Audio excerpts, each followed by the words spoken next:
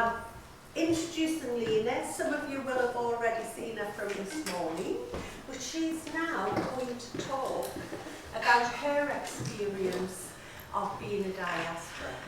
So over to you. Thank you, Mark. Hello. It's nice to meet you. Hello. Okay, I invite you to notice any reactions as you see me, Lina, and assumptions you have about me. I'm going to ask you some questions and see what your answers are, quietly to yourself. My age. What's my age? I know.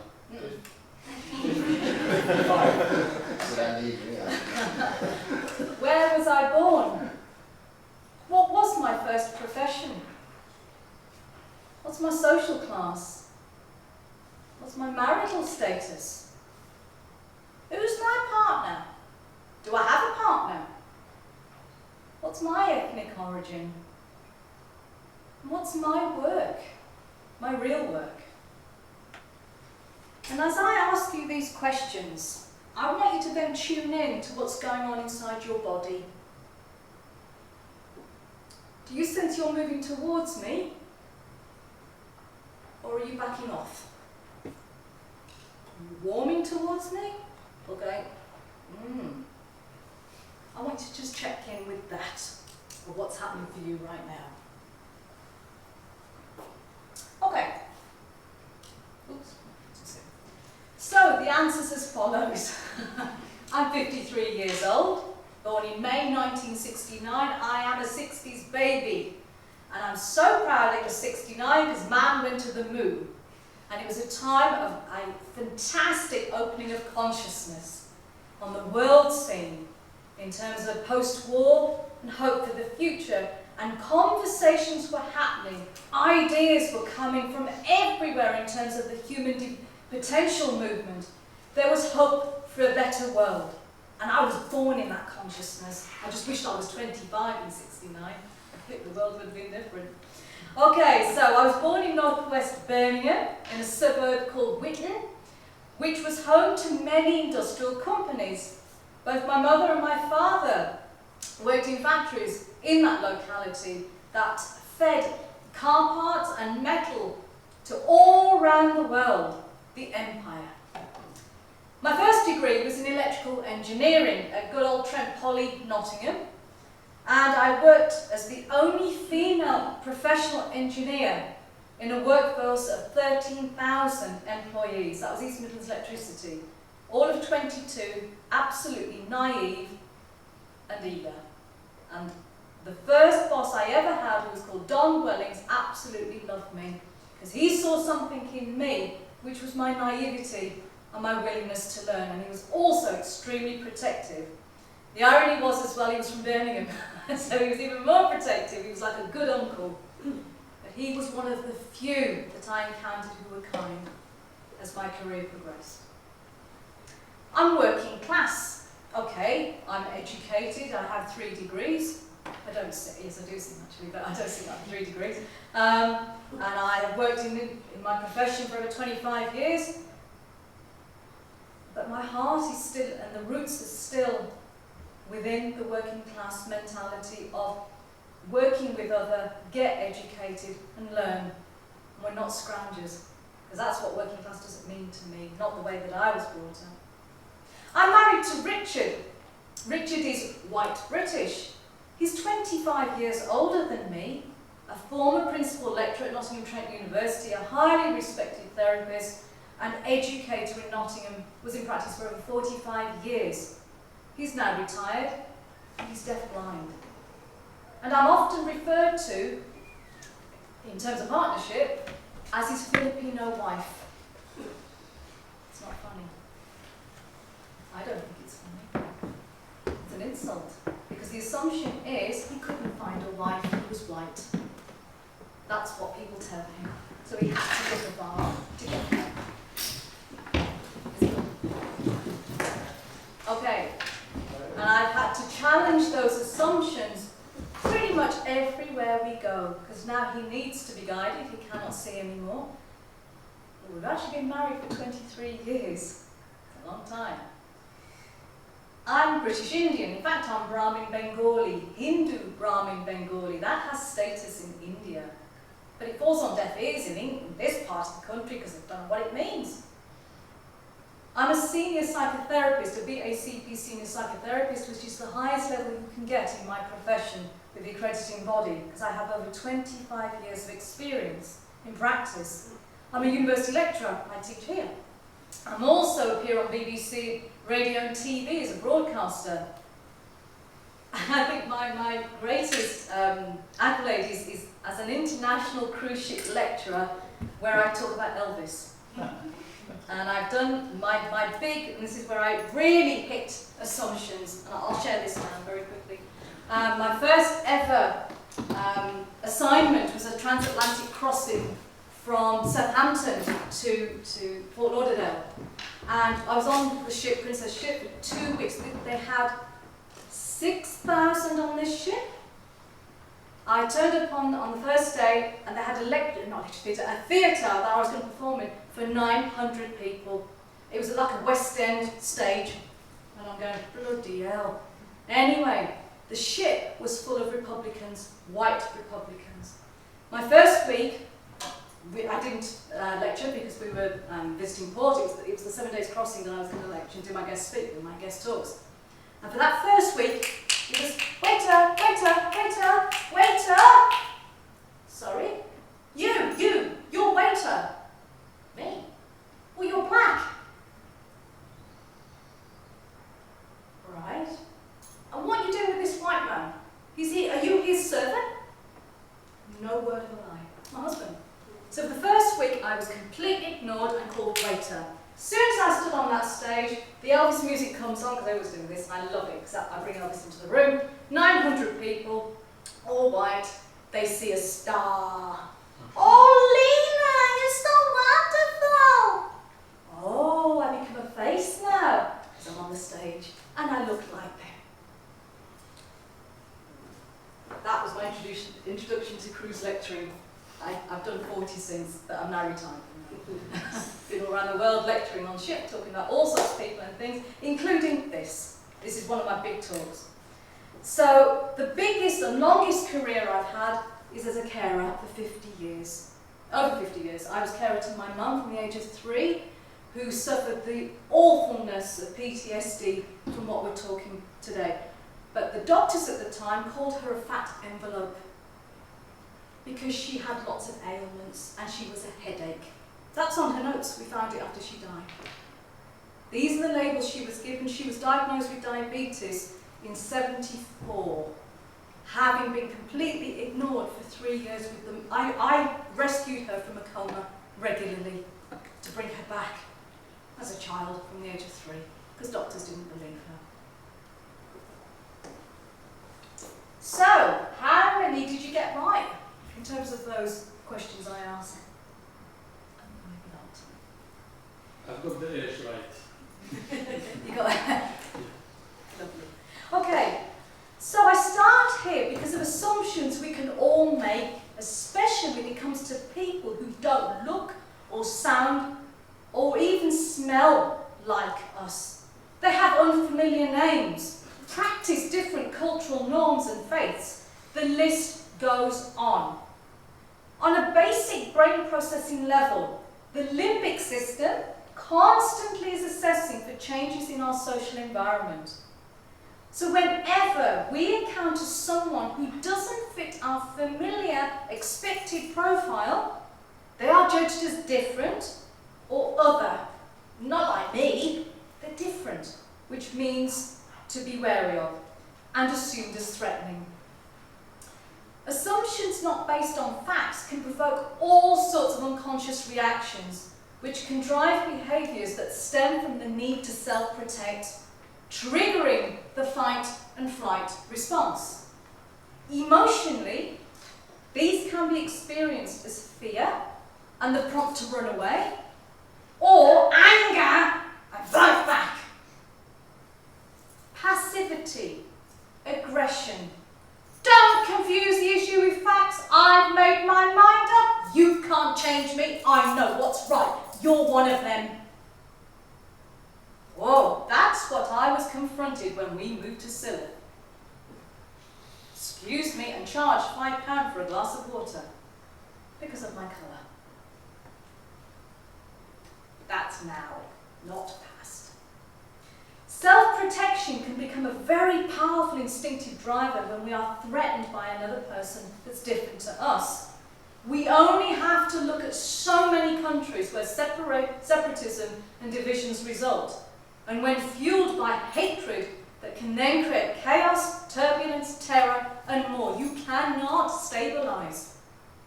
And when we have instability, we have chaos. We know in our own government at the moment that's happening as I'm speaking.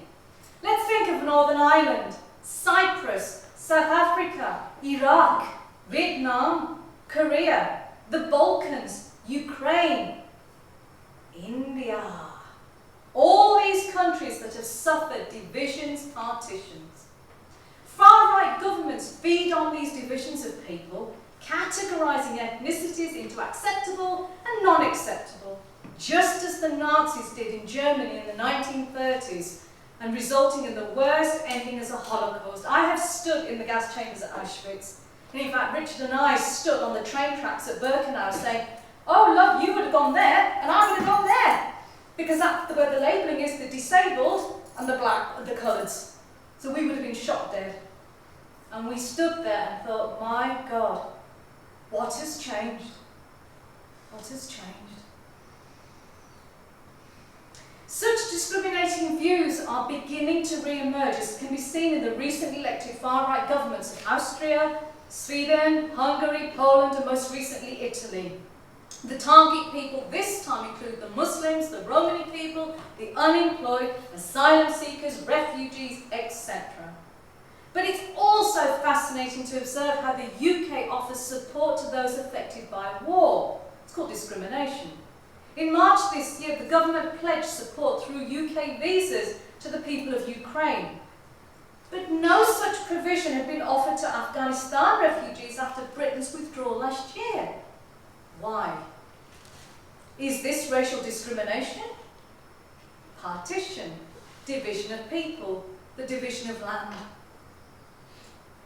India's partition in 1947 is regarded as the greatest mass migration of people in world history. For the last, over 15 million people became displaced as refugees in their own former country, and over 1 million people died in that transition. For the last 75 years, little has been understood in the West about the psychosocial impact of this dreadful tragedy. And for those affected by shock, fear, ill health and trauma, their focus centred on survival, and their principal way of coping was to forget the horror of the experience. The consequences of such a coping strategy inevitably leads to multiple complications further down the line. My father was 16 when he lost everything in the process of partition, as his home was now on the wrong side of the border. As part of Britain's relinquish of power and the subsequent withdrawal, Cyril Ratcliffe was assigned by Churchill to divide up India based on religious population majorities. There was no consideration given to the effect this would have on India's people. The white British officials and families who had lived in India for over 250 years were given priority notice and support to exit the country before the bloodbath would begin. Non-white populations were treated with disdain and contempt. Those arbitrary black lines that were drawn, denoting the new borders of India and East Pakistan, were drawn on maps 6,000 miles away in London. A desk job completed with no consideration of the human impact. There was no planned British exit strategy, just like in Afghanistan. As Hindu Bengali Brahmins, now living in what was designated Muslim East Pakistan, Dad and his family had to leave and move into the new country of India. He lost his home, roots and connections to his ancestors and community, education, the family's livelihood, their identity, social standing and status in society, all the factors and threads that create stability and the life that he knew. His eventual arrival and settlement into Britain in 1955 was a complicated one. Fueled by shame and survival needs, Dad minimised his impact from this dreadful Holocaust that would leave him with many, many psychological scars and serious health issues later in his life. I observed them as a little girl, frightened, terrified she was going to lose her dad. Yet my dad, you can see there, the photo taken there is when my mom just first arrived. She's 8 months pregnant, 1962. She arrived in 61, and that's my dad. My dad was an incredibly generous man with his kindness and sharing whatever he had to those who had less. That was his life. Whether that was money, things, or his time to help. As the eldest child, he worked tirelessly 6.5 days a week. He worked in a factory in Birmingham, and 3 nights a week he went to college at Aston Tech, which is now Aston University. But the sad thing was he studied for 4 years and couldn't sit the final exams because he had no money. And that was the regret, hence why I did an electrical engineering degree, to raise the family's dignity. I didn't want to do it, it was for him. But that's what you do as a little girl, try and make Daddy feel better. So he provided for his parents and the 5 siblings with food, to build a house, for his siblings' education, and eventually for their marriages. That was my dad, and his profound sense of duty, responsibility and conscience was with him until he died. But what saddened my dad the most was how the communities and goodwill bonds he experienced growing up were to so quickly unravel and disintegrate to become no-go unsafe territories.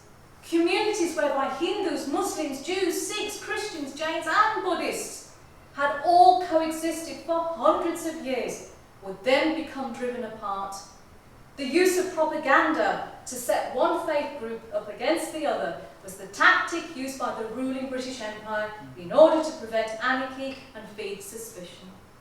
Fueling mistrust and encouraging hate was an easy way to disempower communities to retaliate and fight back as a united force against the oppressor, and bloody hell it worked. Does this sound familiar? The 2016 Brexit campaign, Trump's presidential campaign and the use of fueling fake news. What's changed? So when it comes to racism, what has changed? Racism is a complex dynamic that is both conscious and unconscious. Stemming back to slavery and power domination by white communities, racism is a construct based on maintaining inequality. Witnessing riots and being at the mercy of neighbourhood tensions and hostility firsthand was scary for a lone Asian family in a white estate. My family. This highlighted the reality to us of what being different feels like without any provocation.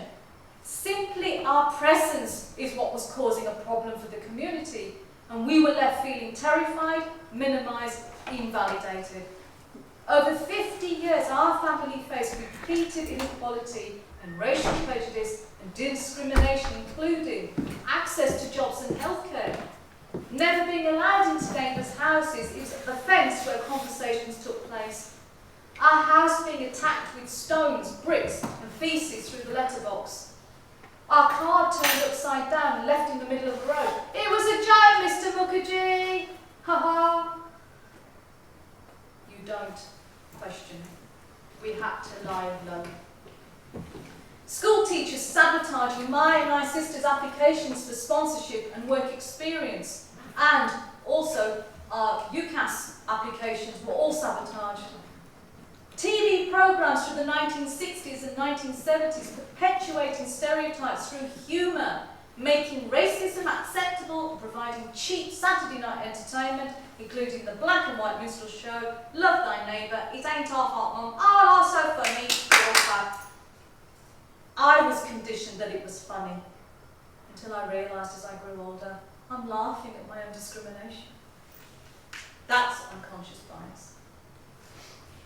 Access to further tutor support was blighted as educating Asian girls was deemed a waste of time as they marry earlier in life. That was what I was told in sixth form. By God, they picked a rebel and didn't know it. My own experience of racism has run alongside my whole life, in school, work and relationships.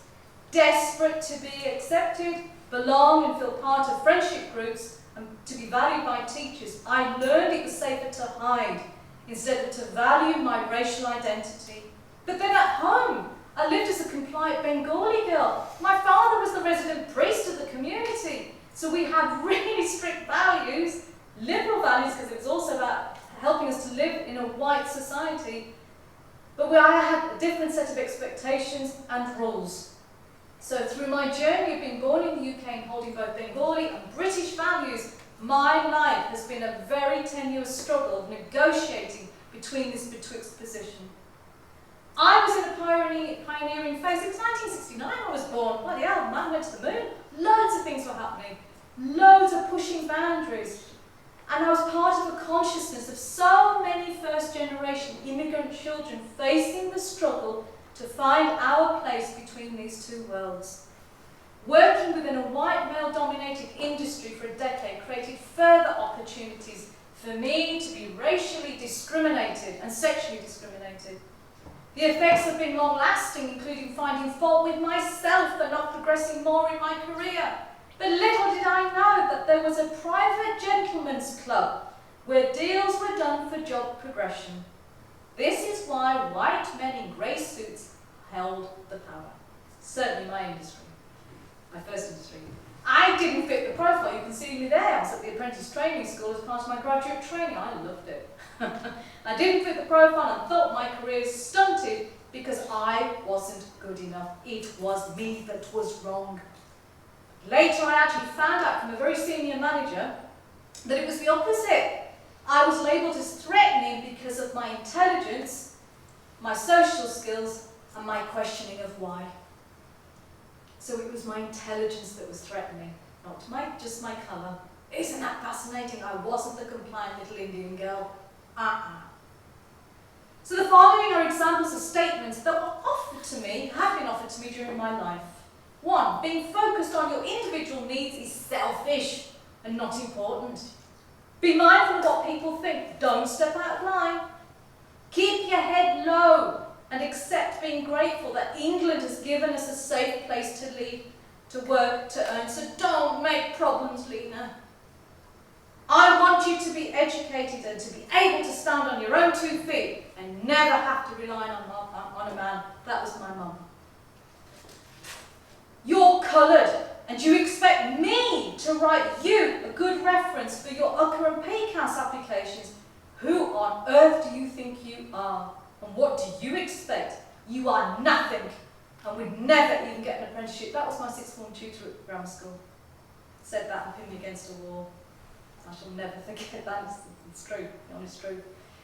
We don't accept don't accept you in the yoga community. We do British yoga, you do Indian yoga, you're nothing like us. Go back to where you come from. You're okay. You're one of us, not like them packies. All those statements are true. That's what had been given to me.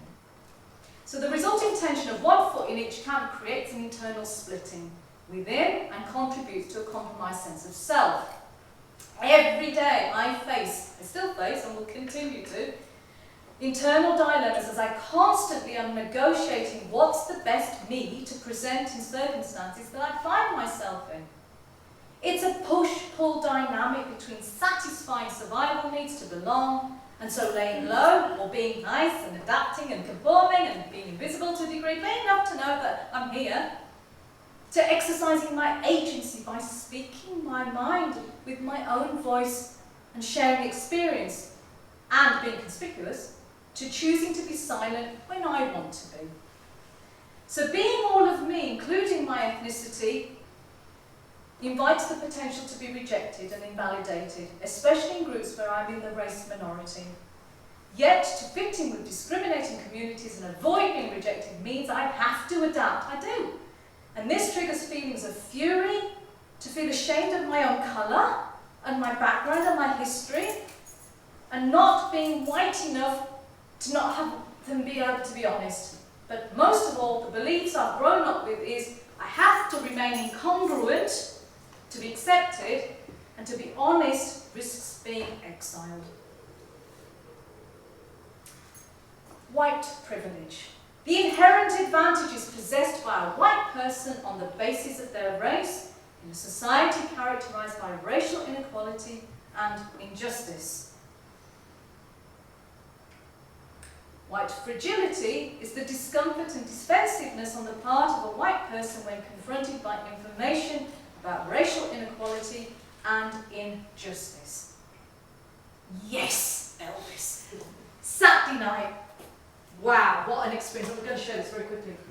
Okay, I am a big Elvis fan. Yeah? I went on stage, 900 people who ridiculed Elvis. By the end of my hour's first presentation on Ship, they were crying their eyes out, "Lily's so wonderful, my God, you brought it in." Because I saw him as a person, not as some caricature. So what happened 3 weeks ago, I saw a village near to me having a film club on a Saturday night. And I thought, ooh, Elvis, the new film, I hadn't had a chance to see it. So I rang up and it was Linda, and Linda said, "Oh, hello, yes, I'd like to come in. What do I have to do to come?" "Oh, you don't have to, just come up on the day, Lina. I'm going to really welcome you. Lovely, you just need to sit. Lovely, lovely, lovely." Saturday night, so excited about the film. I didn't know the take on it. It was a fantastic film. Bloody hell. So relevant to what we're talking about. So I appear to pay my money, and she goes, I said, "Are you Linda?" "Linda?" This woman's ignoring me. I'm going, "Is there a problem?" And she went, "Who are you?" I said, "It's Lina. We spoke last week." "Sorry? Did we?" "Excuse me." Starts ignoring me. I'm going, "Oh God, what's going on here?" And it took 5 minutes for her to write my name, and she struggled. "What's your name? Name? What funny name's that?" I went, "Right, Lina, this is the time. Hold your presence, don't hide." I said, "I'm Lina, nice to meet you. Can I have my ticket?" And she's struggling. I was one of 30 people in that room, and I was non-white. We then watched this film. Oh my God, it was like, "Thank you, Elvis, I knew you'd come and rescue me again." The take was fantastic because it's all about racism. The thread was what Elvis went through, what happened, and the complexity, the dynamics. And I'm thinking, thank you, Baz Luhrmann, you got it right. Not one person spoke to me that night. As I smiled at them, they looked the other way. This is 2022. In a village hall, we're all seeing the same film, and not one person was impacted by this. "Oh, Saturday night entertainment, lovely, lovely, well, that's fun, lovely." I thought, "Oh my God, I've been really affected. It's hit the core. Thank you, Elvis." Nothing. That was an eye-opener. So, what has changed in 75 years? Acknowledgement that racism is real and not made up inconvenience. There's accessibility to more information, thank God, and research about racism. We have clubs, societies, government bodies around the world bringing this to the table. A growing vocabulary that invites conversation to shared experience amongst both offending and offending parties. That includes me. You know, I have my own set of racial prejudices, just as you will have too, because we're programmed to. Role models in positions of authority that we now have in government, public bodies, the media, journalism, sport, it's fantastic. That's why I go on the radio and TV, to show people like me that there is a person like them who actually has a voice and can speak a perspective that makes sense to them, as well as to many more. And technology to share ideas, experiences and more. I should be very quick. Okay. But, it's the but. I can hear my dad now. Unconscious bias prevails and will do whilst it goes unchecked. White privilege is held as a right and goes unchallenged. Divisions that are maintained through ignorance, not naivety, ignorance because it's chosen. and the use of social media that fuels hatred. And that's so sad, because it's only a machinery. It's how we use it and abuse it. And it's the unwillingness to look at oneself and reflect, and that includes me. I had to do some deep soul searching after Saturday night. I wanted to go home. I said to my husband, Richard, I want to go home. He goes, but this is home. I thought, here we go again. It's followed me like a shadow. It doesn't go away. But much of this is fueled by the limbic reactive brain, because I was hurting. So what's the potential ingredients to support growth, for healing and integration? Well, I think of Gandhi, I think of Mandela, I think of Tutu, I think of Tony Benn. Some of you may not have heard of Tony Benn. He was a very famous MP and a socialist. He was my mentor. Not many people know that. He was a delight. And we built cathedrals together, something young cathedral. That's another part of my life about building cathedrals. That's another day. But it all starts with self-awareness and a wanting willingness to understand and change one's own mindset. It has to start with self. To have a long-range vision and purpose that's bigger than your own self-interest. And that it's a project that's worth the investment to change, and it's long-term. It doesn't change like that. It can't. I've been in this 25 years consciously and still working at it, and will do it till I take my last breath. To engage a bigger brain called the middle prefrontal cortex, that is the seat of your conscience. And it's that part here, the buddhi, the ajna, the third eye, all the other names for it, that invites a relationship that's respectful, validating and non-harming.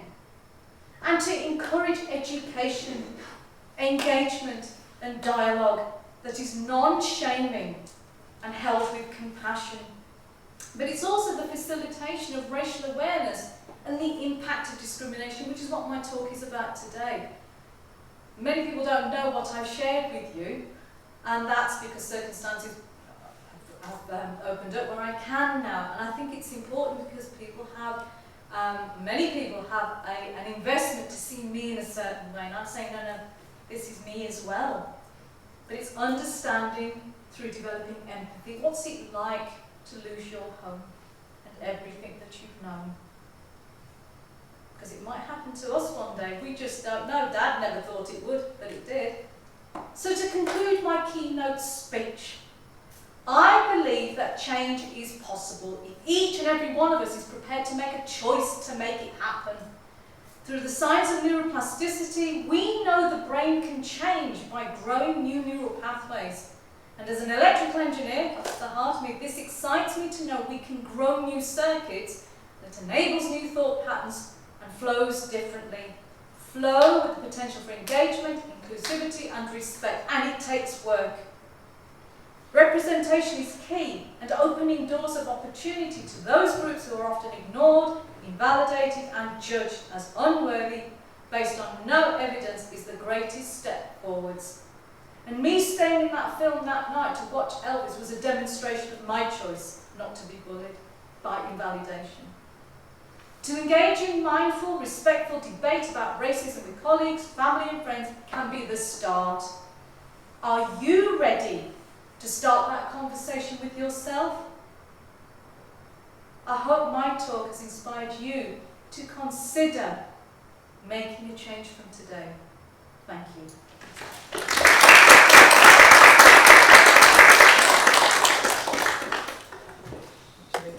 Is that all right? Thank you so much.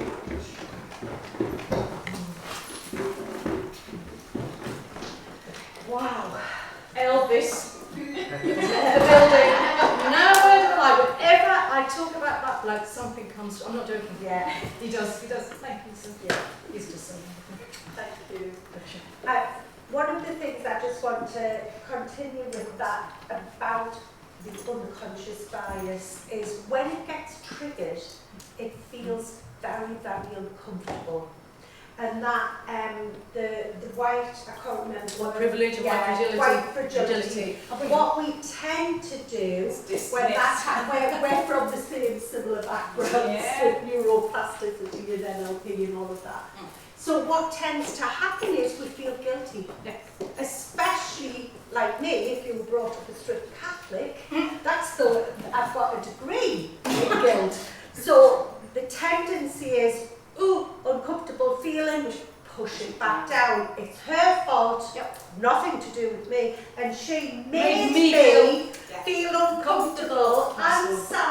almost made me cry. So it's my But, fault. yeah. We've got to stop that. We've got to feel those uncomfortable feelings come up and go, hello, this is unconscious bias. This is something which has nothing to do with me consciously in today's age. What happened in history is awful. We look at it as history to learn from, not judging it with today's values as if I did it. The second we do that, we go into sympathy and empathy in a way that stops us from being compassionate. Compassion is, I will walk with you, Lina, beside you with love and compassion. I ain't going to do it for you. No, and I'll it's come with you and we can walk along together. but likewise with your Catholicism, that limits you. Yeah. Which we have different faiths, so I don't hold that sense of sin. Mm-hmm. We have a different sense of sin in terms of value system. But absolutely, but it's the acknowledgement that we both have limitations. And what do we do with it? Yeah. That we're And not immune. that discomfort Is is what we used. work on. We work on the discomfort within ourselves. How do we do that? We sit in it. We mindfully allow ourselves to feel the feelings we normally run away from. Anger, jealousy, hatred, all of those things we're taught are wrong, naughty, shouldn't feel. Shaming. Good girls, don't get angry. That kind of thing. So when we sit in that, it loses its power. And if anybody's learned any mindfulness, that's one of the key things. You don't sit in it making yourself feel ill. You sit in it just allowing it. And once you do that, the energy dissipates. And if you try it, there's something else there. There's something else so beautiful and so wonderful. And it starts with yourself, a human being.